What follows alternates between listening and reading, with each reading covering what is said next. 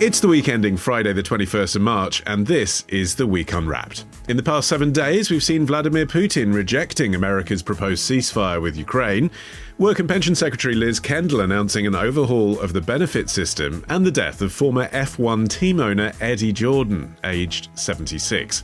You can read all you need to know about everything that matters in The Week magazine, but we're here to bring you some stories that passed under the radar this week.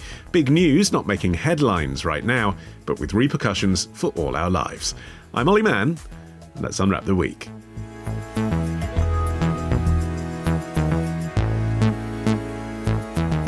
And joining me today from the week's digital team is Harriet Marsden, and we welcome back the former political editor of the Sunday Mirror, Vincent Moss, and for a third week on the trot, what dirt does she have on the producer? It's journalist and campaigner Elizabeth Carr-Ellis. The World Happiness Report was released this week, guys. I just wonder what makes you happy?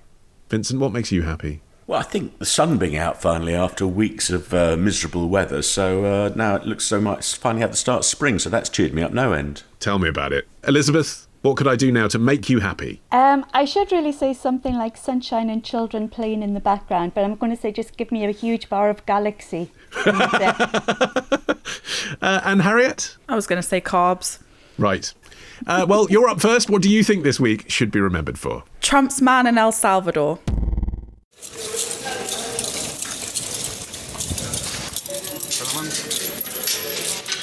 Right, if you're trying to work out what that is the eerie sound of a detainee being transferred to El Salvador's Center for the Confinement of Terrorism, posted by El País on Sunday. Harriet, what's the story? So the story is that over the weekend, Trump deported more than 250 people to this prison, people he claims are members of a Venezuelan gang.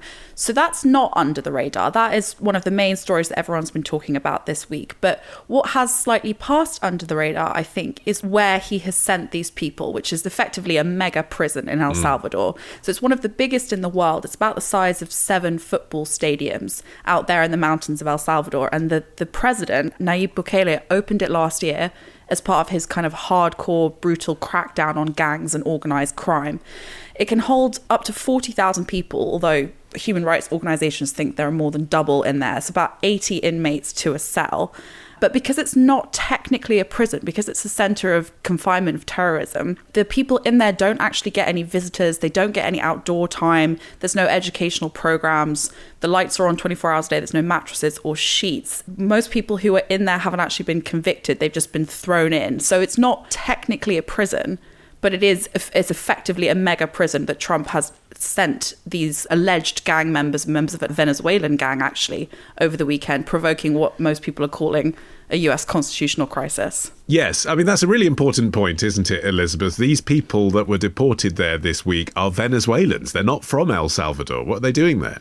Well, in 2019, El Salvador signed what is called a safe third country agreement to receive non-Salvadorians detained in the US. It wasn't implemented at the time, but was COVID. But obviously with Trump's immigration policies, this is, ka-ching, ka-ching for him. He has swooped it up, even though constitutionally there's lots of dodgy questions about it. I mean, dodgy questions, Vincent, but Bukele's iron fist approach to what he calls terrorists, but, gang members or suspected gang members, it has worked in the sense that El Salvador was once the homicide capital of the world. What's it like now? Well, that's right. It has worked. And Donald Trump is no stranger to doing things that run counter to the law. I mean, if he doesn't like it, like the Supreme Court, he'll just rig it in a way that works for him. And if you're going to lock up people indefinitely, then you're going to solve crime. So it certainly worked. Yeah, I mean, technically it has worked, but also it's a question of what El Salvador is now, because the way that Bukele has done this is that in 2023, he declared this state of emergency, which kind of let him effectively suspend all due process and all of the constitutional civil liberties, which lets him kind of throw anyone suspected of ties to a criminal gang into this jail indefinitely without any evidence and without any prosecution or due process. And since then, he's arrested more than 75,000 people. It's about 7% of the country's young male population. So yes, El Salvador did have the highest murder rate in the world, but now it has one of the world's highest incarceration rate. It's almost double that of the US. Yeah, and it's worth just again underlining the conditions that you mentioned earlier. You sent us all a video from CNN in preparation for this, in which they went into the, what do you call it, facility, not prison. And it's not only is it like a prison, it's sort of like the worst conditions you could imagine in a prison. I mean, yes, they get to exercise for half an hour a day, but you're looking at men, they're all men, mostly with tattoos all over their face, etc., but like sharing 4 or 5 to a bed with no mattress in, just staring out the bars. It's genuinely shocking. And you say they're allowed 30 minutes of exercise. They're still not allowed outside. And there's widespread allegations of torture, of these conditions are absolutely horrific. So yes, technically, Nayib Bukele's what he calls his iron fist crackdown on gang crime and criminal activity has worked, but it's worked in that anyone who's even suspected of any links to gang crime can be thrown into these prisons forever. You know, they're never going to be released. Most of them will never be tried. And he can also jail children aged 12 and over under this state of emergency that he keeps renewing every 30 days. So it's a question of what has been lost in the process of this crackdown. And also, as you alluded to, Vincent, you know, there's a suspicion, isn't there, that if Trump could get away with this kind of thing in the USA, then he might. Well, absolutely. The White House has doubled down on this tactic. And if it was working, and it seems to be working from his point of view, it's certainly going to be popular with large sections of American voters. It's going to continue, but it's circumventing justice. Because as Harriet said, many of these people will never get out. They will spend their entire lives in there. But it's popular with Trump's base, and if anything, he'll continue to keep doing it. And it's anti-democratic, it's anti-due process, really. But it's a popular stunt that's gone down exceedingly well with large parts of his voters. I mean, there was a moment, wasn't there, Elizabeth, I think in the last Trump administration, when Bukele offered to incarcerate Americans. I mean, not Venezuelans that have committed crime in America, but actual American citizens. That was just last month. Was it? Forgive me. Yeah. Yeah. Yes, that would cause huge repercussions because US citizens cannot be incarcerated in other countries for the crimes they've committed in the US. But as Vincent says, at the moment, Trump is adherent to the unitary executive theory, which goes back to Reagan's time, which says that, you know, the president ultimately has responsibility for everything and he can do whatever he wants. I mean, Trump said that himself in 2019. He said Article 2 of the Constitution gives him the right to do whatever I want as a president. Trump's taken this to huge extremes. The huge controversy over USAID. USAID's supposed to be an independent branch of the executive, and he has just blown that out the water. He says, you are all under my power now. So is there a question over whether that was legal, his shutdown of a lot of USAID programs? There is questions about it, yes, because USAID was set up by Congress and was always meant to be independent. Trump has just overruled Congress. And when you have the checks and balances of the US Constitution, the president is not supposed to overrule Congress. He is supposed to be part of that check and balance where the legislative, the executive and the judicial are separate. Now, he's just taken something that was part of the independent executive branch and made it part of the State Department. It's no longer independent, which is what Congress set it out to be. But on an international basis, Harriet, you can only do this kind of thing if you've got allies. And, you know, you talked about Bukele being Trump's man in El Salvador, but isn't the point that just kind of underlines that in other countries in Latin America, they have a very different political outlook to Trumpism? In terms of this growing alliance between Trump and Bukele, so obviously Bukele is a very, very, very influential far-right figure, and that is very much on the rise in certain parts of Latin America. In Argentina, obviously, we've talked about Javier Milei on this podcast before. It's also worth noting, I think, that Bukele's effectively draconian control of the country and this mega crackdown on gang crime has won him like legions of fans across the region. He's got this popularity rate at home of more than 90%, but they love him in Peru, which is also a creeping far-right authoritarian situation as well. In Honduras and Ecuador, they're copying his crackdown. In Chile and Costa Rica, actually in Colombia, which is a left-wing government, and in Guatemala, people are actually calling on their governments to copy him. So he's sort of this cult-like figure because his methods look really effective, although they likely wouldn't work in these other Latin American countries. But when you talk about alliances, what Trump's doing here effectively is using this growing alliance with El Salvador and this agreement to deport people to El Salvador, yeah, it's mutually beneficial, but also he's driving a wedge in Latin America. Yes. Because obviously he's also kind of effectively trying to go to war with Mexico and Colombia over tariffs. And there are various other left-wing countries in Latin America that are growing increasingly close to China. So by him strengthening this alliance with El Salvador and with Argentina via this kind of network of young-ish, far-right messianic figures, he's kind of positioning the US to at least a little bit combat China's increasing influence in the region, for sure. What's also happening here is that Trump is kind of copying Bukele's methods, because Bukele controls every aspect of the government. He controls the judiciary, he controls the executive and the legislative branches. So nobody can oppose him in El Salvador. He's inspiring Trump to move in a similar direction, which is exactly how Trump actually managed to deport these people, by invoking this kind of 18th century wartime law called the Alien Enemies Act, which lets the president deport nationals of an enemy nation during war or invasion. And most people think that that was legal to use in peacetime for immigration purposes. Vincent? Well, absolutely. We saw this with Trump and the January 6 protesters who invaded Capitol Hill, where he frees people, he rides against judicial process, and this is exactly what he's doing here and what he'll continue to do. He believes he's right, and he's absolutely prepared to take the judiciary head on. And it's very alarming. It's alarming for democracy, and it's alarming for what other countries will do. If they see America getting away with this, then it's something that would just embolden the right-wing elements of other countries to do exactly the same.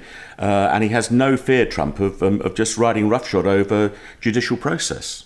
And what about here, Elizabeth? I mean, do you think we could see Reform, for example, coming up with a policy that's a bit like this? Let's deport our criminals to El Salvador. I have no doubt whatsoever we could see them coming up with something similar. I mean, Trump, Elon Musk have both been calling for judges to be impeached. We've already seen judges ruled as traitors on the front page of the newspapers, and papers that Reform readers particularly like. So yeah, I would not put it past them to try and have a bit more Trumpism in their policies, shall we say. And Vincent, do you think, as we've been saying, there are some sympathies to what Bukele has done, not least from people who live in El Salvador. Do you think that actually in the UK, a supermax prison like the one we're describing could be a solution for the prison overcrowding we have?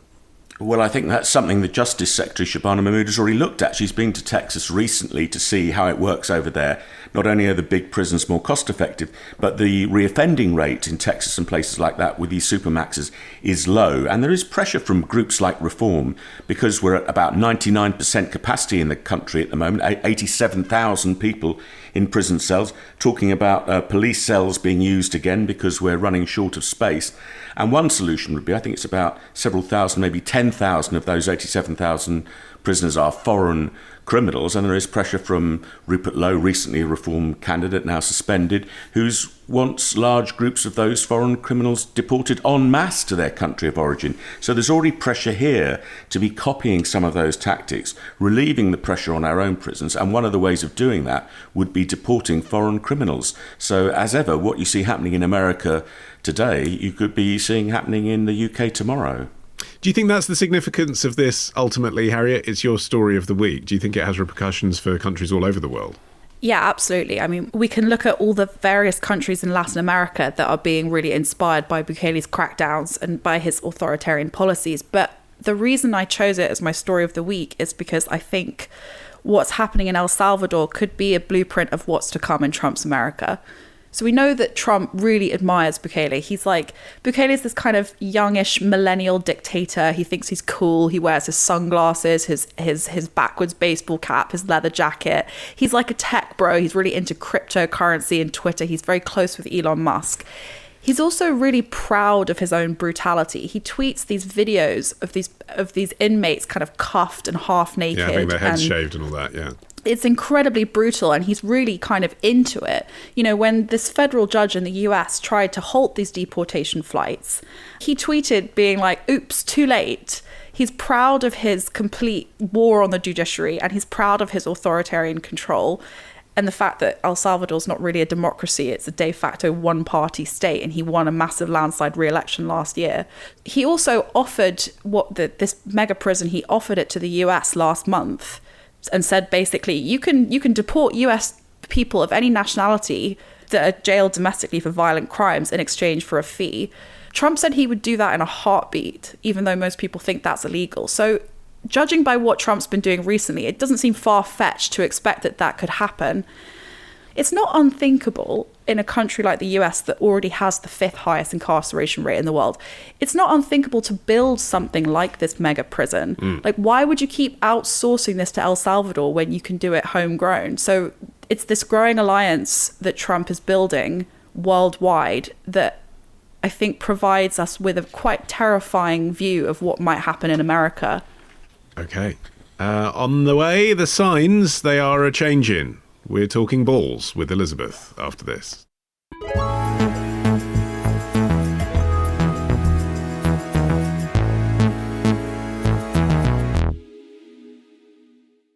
Okay, Elizabeth, it's your turn. What do you think this week should be remembered for? Why, the kids of Lambeth are being encouraged to kick off.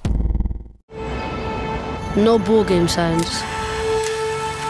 They've been hanging over London since the 1970s. No hope. No freedom. No dreaming.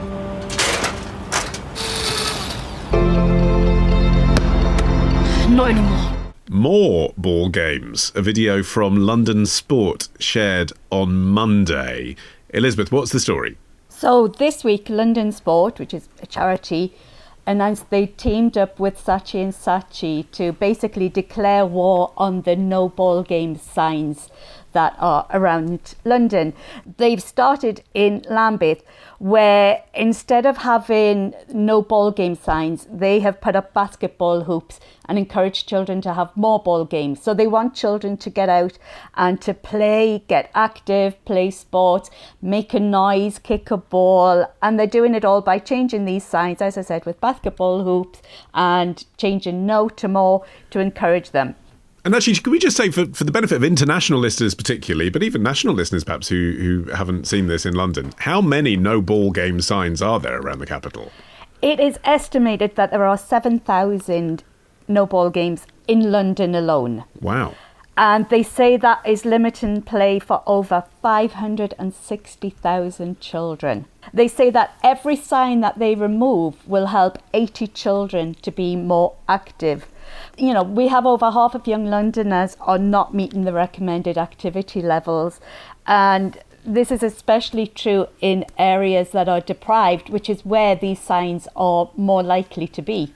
But isn't this just a bit easy, Vincent? You know, I mean, scrubbing out what's written on a sign costs virtually nothing. You know, building playgrounds, reopening the youth centres that the government have closed down, that's expensive, but that might be better. 100%. That's absolutely the key. I mean, it's all very well to talk about kicking a ball around in the middle of a housing estate where there's a little bit of space. The key is about reinvesting in council parks, council commons, council play areas, and getting kids into proper environments to do that. I mean, full disclosure, I remember whenever I used to kick a ball around, especially if it was a kick around with a cricket ball, I broke the odd window. I mean, and that's one of the problems with playing around near houses. Me and my friends, most of the windows we broke were those belonging to our families who weren't best pleased. But occasionally they were other people's windows. Yeah. And that's an occupational risk. You want kids to be playing. Of course you do. It's important that happens, but in the right places. And that means investing in public spaces, investing in parks and investing in playgrounds. Harriet. So I went round to Muswell Estate this morning. This is just round the corner from me in Stockwell, one of these places. Oh, this is the one that's in the video? Yeah. Right, okay. So, so I nipped round this morning because it's just literally like 2 minutes behind my gym. And I had a look at this sign where it did say no ball games and it now says more ball games. Mm-hmm. And it does look as though someone's just sort of kind of spray painted that on top of the nose. It doesn't look legit anyway. And I saw this new, this basketball hoop. What I didn't see was a ball. So I'm fairly sure that a basketball hoop in and of itself is not necessarily that conducive to playing ball games. But it was such a waste of time and money to put these up in the first place anyway. I don't think a lot of people realise that they were never actually enforceable by law. They were just requests from housing associations. But it's also kind of a waste of time and money to change them in this way. I mean, like, Lambeth has one of the highest council tax rates in London. It's just gone up 3%. Could they not have just taken down the signs and maybe bought a ball? I have to disagree, because it's not just the signs, it is what that sign is saying. That sign is saying children are not welcome to be playing around here. That is what the sign is ultimately saying. It's not about ball games. It's just saying the children aren't welcome to play. Yeah, that's definitely fair. So even just taking it down is not going to get rid of that message. You know, you need to have something positive that says, hey kids, come on, get out here, have a play, kick a ball around, do that, you know. I mean, when I was little, I never broke any windows, Vincent. We used to play 2 balls up against the wall. You may be more accurate than me. I think my kicking was a bit wayward. No, Elizabeth's right though. It is about it's about more than the signs though. I mean, there is a reason why kids aren't playing ball games outside. Like, actually, this big report came out a few weeks ago, which said that this no ball games culture was kind of squeezing outdoor play out of children's lives and creating this hostile culture towards young people. But it also said that big factors were like fears about safety and crime and traffic.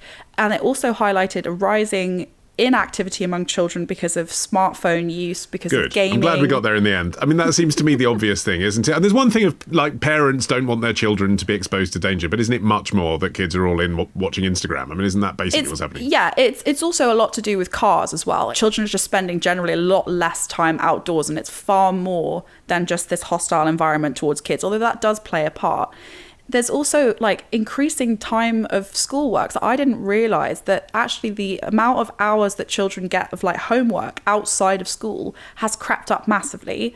And also that school time in itself was significantly longer. So children actually have less time to play outside socializing. They also have less incentive to do so, because we talk about gaming, smartphones, social media, and the rising obesity crisis as well. A lot of them just don't have the energy. Too fat to pick up a ball. That's the Daily Mail headline right But away. yes, they're also, I think it is also fair to say that it's to do with this hostile culture towards children, because the Commission also found 1 in 3 parents was worried about letting their kid play outside because they thought that it would trigger complaints from neighbours. And they're right.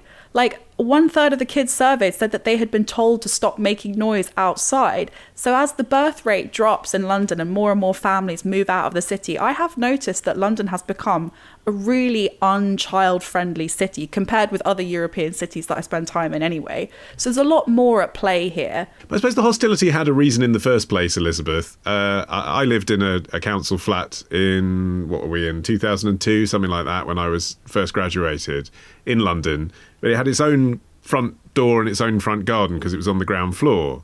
And so we had the tap in our front garden that was the hose where kids filled up water balloons in the summer. And we had a big no ball game sign above our front door because the woman who'd lived there, who was the council tenant before we moved in as private tenants, had obviously been a bit intimidated by kids playing in what felt like her front garden. But we were all right with it. We were in our 20s. We said, sure, come and fill up your water bombs. I was in my 20s. I could imagine that if I was in my 70s or 80s, it did get quite ripe in the summer. You'd end up with 10, they're 10-year-olds, but you'd end up with 10-year-olds in your front garden fighting with water bombs. A lot of people don't want that on their front door. You can understand why they'd feel intimidated to say, I want you to go somewhere else if the signage isn't there. But for a start, that front garden was not yours. It was the blocks. You know, like, we used to have a backyard, and the backyard belonged to us and the people who lived downstairs. We had to share it. And that's what you did. The same with the back lane. The back lane did not belong to any, individual house. It belonged to the people. So therefore the kids should be able to do it, and most kids are not out there till 9, 10, 11 o'clock at night doing things. And also this works in other countries. You have, for example, in Berlin and Freiburg, they have child-friendly streets. They're close to traffic at certain times so that kids can go out to play. I don't see anybody getting intimidated there. Same in the Netherlands. Playgrounds are integrated into the housing developments. They have what's called, I love this name, woonnerfs. Woonnerfs are living streets. And I'm sorry to anybody from the Netherlands for that appalling pronunciation. But woonnerfs are living streets where they have traffic calming measures so people can get out and play. This whole oh, we want you to play over there because we're intimidated by it. You know, it has been shown that if you have people out into the community and people out playing, it brings the communities together and it adds to this whole sense of public well-being. So your little old woman would not feel intimidated because she'll not feel alone. At the moment, she would have felt alone because she probably doesn't even know who her neighbours are. But if you have kids playing outside and you have the parents playing outside, suddenly you have a community. Is the solution that simple, though, Vincent? I mean, that's the thing, isn't it? Some of the things that Elizabeth's talking about sound much more sophisticated, actually. I think that's one of the challenges, isn't it, of city life or urban life, of intergenerational living. People have different ideas of what they think is acceptable noise and what's social behaviour and antisocial behaviour. I certainly think the idea of play streets, I've seen trials around London where I live where streets are closed off for certain days, certain hours, and kids are encouraged to go and play in the streets. And that seems to work quite well. But you've got to build things kids want to use. I mean, I see an awful lot of those outdoor gyms have been built, and then a lot of them aren't hugely popular. Whereas if you build a basketball court that's not enclosed with some seating around it, that seems to be hugely popular. So you have to find things that work for the communities. Why not enclosed? Why is that important? Well, because one of the things on some of the estates that, and particularly the one that Harriet referenced, which I also live near, so not that it's a South London massive on this show, and one of the things you see quite often on housing estates is fenced-in five-a-side pitches, and that's to keep the ball in and stop people like me kicking them through people's windows. But having effectively a caged area can be seen as threatening. It's one of those things that might feel a bit uncomfortable, a bit wary about entering a caged area to play sport, whereas if it's open and accessible and, put bluntly, you can escape quite easily without being locked in a cage, it's a lot more friendly and a child-friendly space. It's also, you know, girls do not like going into these muggers, as they're called, which isn't a new Make Something Great Again. It's a multi-use games area. Girls do not like going into them because they are enclosed. They like to have an exit. And how girls use public spaces and parks and play areas is very different to how boys do it. So that's a lot of the trouble. We don't have play spaces that work for everybody. They're not totally inclusive. Do you think there's any lingering effects of the pandemic in all of this, Harriet? Oh, absolutely. I mean, I am looking at a basketball court right now. I'm literally looking at one right now out my window, and it is in the middle of a park on this estate. And that basketball court was cordoned off in the pandemic for absolutely no good reason, because teenagers would just usually step over the cordon, but then they put like a locked thing around the net, and the football pitch that's right next to it was closed as well. So the local kids play a Sunday league, or they play every Sunday on that. That was all shut down for months and months and months. So there's a lot of evidence to suggest that all of this time that kids spent inside during lockdowns kind of made them so much more anxious and so much more incapable of socializing normally outside. I mean, it was a really key stage of development for a lot of kids and young people during the pandemic, and I don't think that we should ignore the effects, the lingering effects on their development, like emotionally and socially. But I also think a lot of this conversation is like perhaps a little bit naive and dislocated from reality. Because yes, on the one hand, we've got this lovely bucolic image of children playing together happily in the streets of the low traffic neighbourhoods. But the reality is there aren't that many kids in London anymore. The falling birth rate coupled with the rising prices is massively pushing families with young children out of the city. Most of the kids that we're talking about that I see on the basketball court every single day are teenagers. In Lambeth, the reality of that is also that they do become areas of criminal activity. Like, that is just a reality. The fact that teenagers congregate on this basketball court and they take drugs every night, and there's usually like weapons involved. This is not me being a NIMBY, by the way. This is just a reality. It has to be considered, particularly in Lambeth, that there is a lot more going on here than just a hostility towards children, because it's a lot more of a nuanced picture than that. I mean, Elizabeth, in a sense, what's happened this week is a press stunt. You know, as you said right from the beginning, it's Saatchi and Saatchi have done a thing and made a video of it. Do you think this is going to be a significant moment? Or what would you like to see happen next to try and make it so? I would like to see more legislation so that planning developments have to include play areas for children. And the birth rate might be going down in London, Harriet, but Harriet, that's not the UK. London is just London. It's but not we're the rest talking of the about country. London. We're literally talking about London. Yes, but we're talking about a scheme in London. But children are having the same all over the country. You know, we've seen numbers of children playing out fall down all over the country. It's not just there. We need to look beyond the traditional playgrounds to make spaces that are more inclusive, you know, and put the playgrounds onto the streets and in the developments, and also not over sanitize them. Japan has dangerous playgrounds. When I was a kid, we used to go to the quarry, which health and safety would have a nightmare because it was just an old quarry, and we used to go in the flying fox and everything, and, you know, break a bone and what have you. Let kids be kids and just play out again. Send them into danger. That's Elizabeth's advice. Up next, the farmer taking on a German energy giant. That's after this.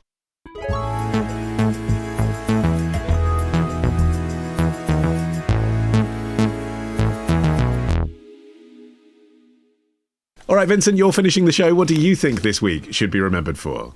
This week should be remembered for a farmer from the mountains of Peru who started a courtroom battle with a German mega company in his fight to save his home and the rest of the world. The melt is really visible. Every year the glacier retreats even more. It worries us that we're losing our glaciers. This is the consequence of climate change. Temperatures are rising, and there's a huge risk of flooding. A Peruvian farmer speaking to Channel 4 News on Monday. Vincent, what's his name and what is the glacier that he's referring to? Well, this is Saul Yuya, who's a 45-year-old farmer in the Peruvian Andes, and there's a glacier near his home in the Ancash region, beautiful part of the world, and he's been growing sort of, say, corn and potatoes there for years, but the glacier ice is melting in the lake near his home. It's now risen to the level where it's about 35 times as much water in it as usual, and that has raised sort of fears that his home and 50,000 other homes of his neighbours could be swept away. So he's come up with a plan, and this week was the culmination of his sort of decade-long fight to get those who he sees as polluting the planet paying towards the cost of saving his home, his livelihood, all of those of his neighbours, but the rest of the world too. Okay. Those whom he sees as polluting the planet. Let's just unpick that a little bit, because what's fascinating about this is it's not as if he's found the company that is responsible in Peru for what is causing climate change. This is a global concern. No, ironically, he's locked in a courtroom battle with this German company called RWE, which, by the way, has never even operated in Peru. But the way they work, because they're such a big mining and energy generating company, he sees them as responsible for 0.47 of all man-made carbon emissions ever. So he's trying to sue them for 0.5% of the remedial work it would take to protect his home from this melting glacier, which is about $18,000 towards the cost of a £3 million dam.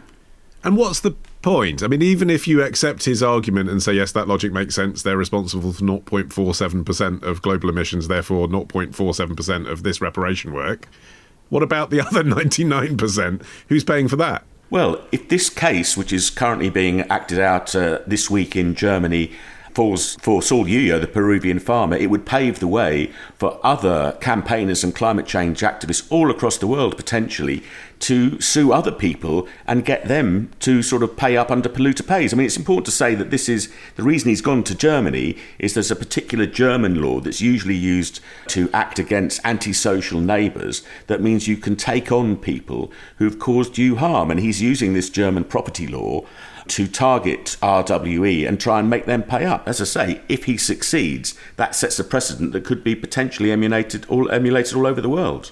Elizabeth, what do you make of it all? I think it shows how climate change fight is becoming hardened, and people are looking at existing ways to make the change, rather than, we have just Stop Oil throwing paint over paintings.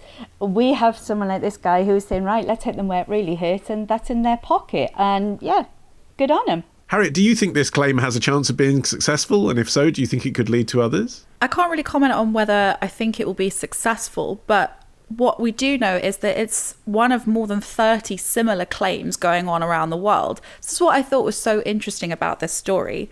All of the climate civil litigation that I knew about was kind of people suing governments for basically being terrible for the environment.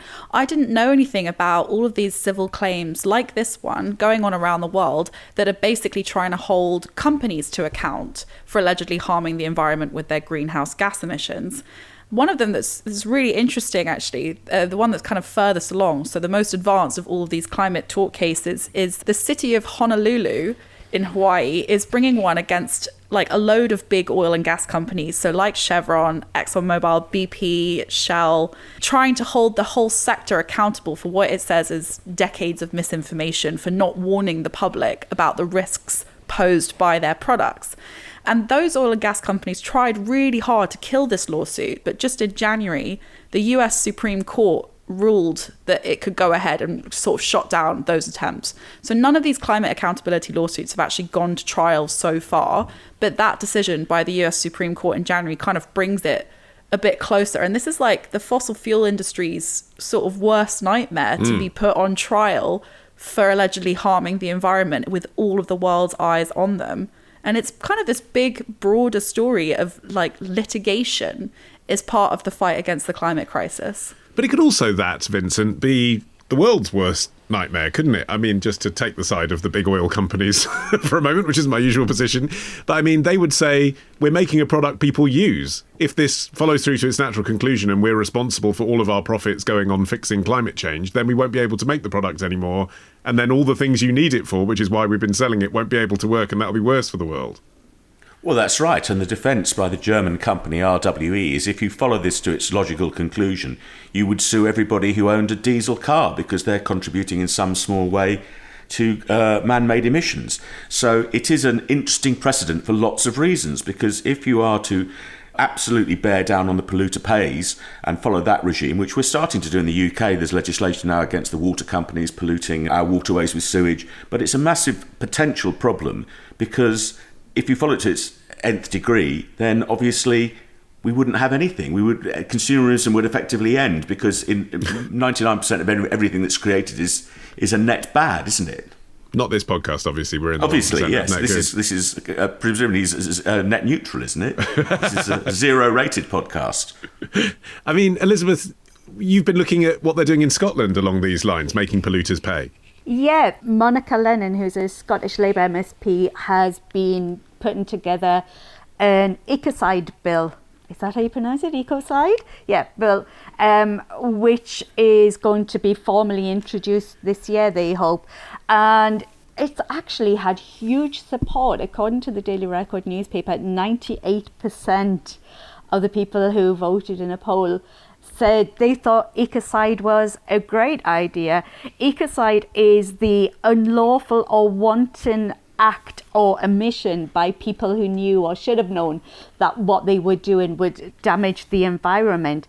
And it's talking about, penalties, financial penalties, but also, potential imprisonment for people who are found guilty of this crime. But if it's legal at the time, Harriet, if the company you're working for is doing something that might be objectionable but legal, why should you face repercussions for that 20 years later? Because they're so new, each of these cases has the potential to set precedent that could then be adopted by future cases. This is all a very emerging field of litigation, and both criminal and civil.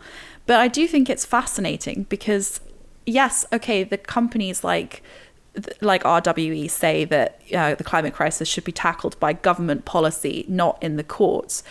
But big oil and gas companies are so incredibly powerful and so incredibly wealthy that they actually can bring to bear a lot of political and legal pressure. Like the case that we were talking about a minute ago, the Honolulu case, when I said that the big oil and gas companies tried really hard to stop this case from going to trial, they have an extraordinary amount of influence with the US Supreme Court, with the judicial system. The whole oil and gas sector is so powerful that it almost can supersede government policy, So I do think that if you were going to try and take the climate crisis fight to where it matters most, you're actually well placed to kind of leapfrog government policy and go straight to the actual power players, because that isn't the government's. Yeah. There's a danger, though, isn't there, Vincent, that if this did set a precedent that the big companies that we're discussing put, 25% of their profits towards this kind of thing, much as they wouldn't want that now, that could become kind of like carbon offsetting. Like it could almost become their excuse.